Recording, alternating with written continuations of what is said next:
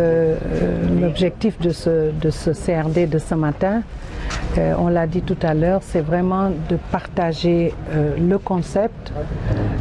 et ses principes, de s'assurer que toutes les parties prenantes, tous les acteurs, aussi bien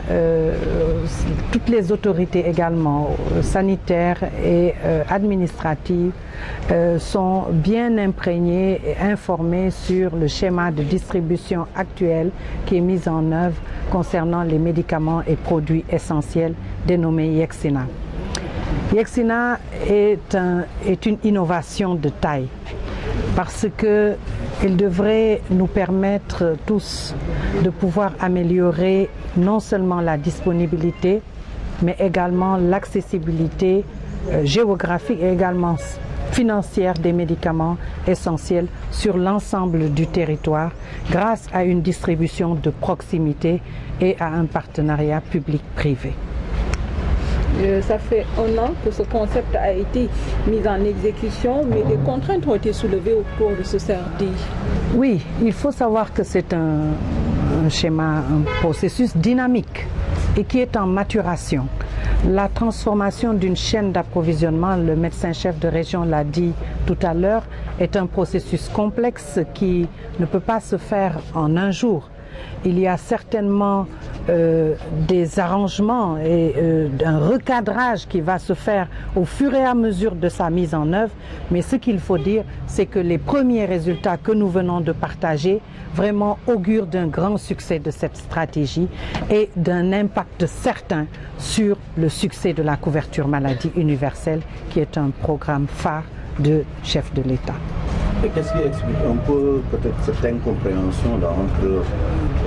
vos services et les prestataires à la base? Alors, il peut exister effectivement des incompréhensions et je pense qu'à l'issue de ce CRD, ces incompréhensions seront levées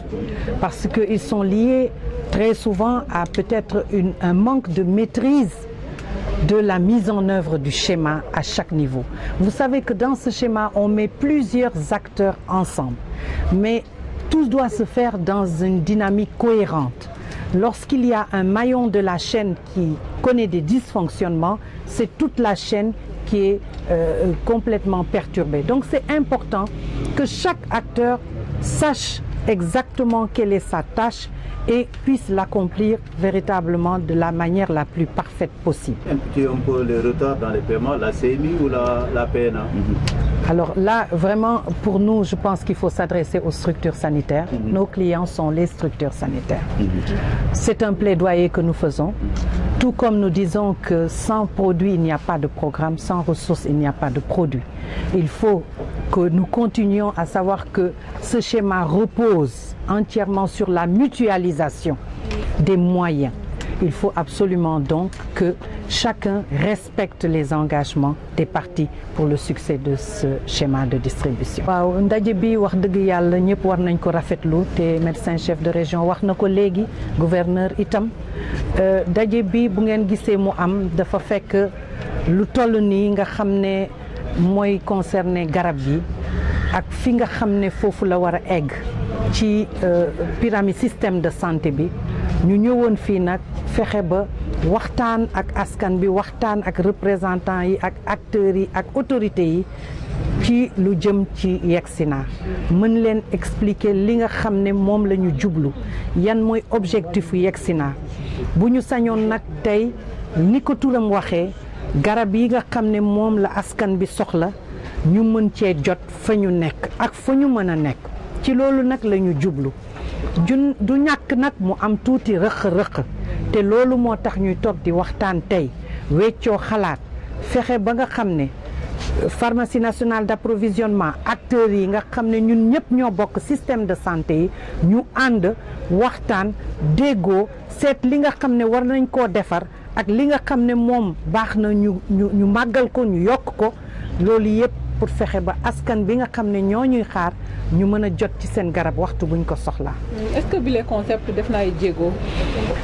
fi mu nekk nii tabaarkalla war nañu sant yàlla ndax ku gis résultat yi nga xam ne moom la ñu njëkk a jot wax dëgg yàlla am nañu xalaat ne yaakaar ne incha allah rabbi ci kanam tuuti dinañu mën a jot ay jéego yoo xam ne wax dëgg yàlla moom la ñu xaar ci yegsi naa nag yaakaaru ñëpp la dégg ngeen président de la république fan yi wax na ko ci financement de la santé wax na ne tey wax dëgg yàlla ku ci ne ci ñun war nañoo góorgóorlu ba nga xam ne lii nga xam ne moom la ñu jublu ñu mën koo yóbbu ba fa ñu yaakaar te population yi mën a jot ci seen garab. population yi jot ci seen garab waaye est-ce que dina yomb est-ce que dina am qualité ci solo. tabaar fa kàll loolu mooy suñu ite ndax nit ki war nañoo fexe ba nga xam ne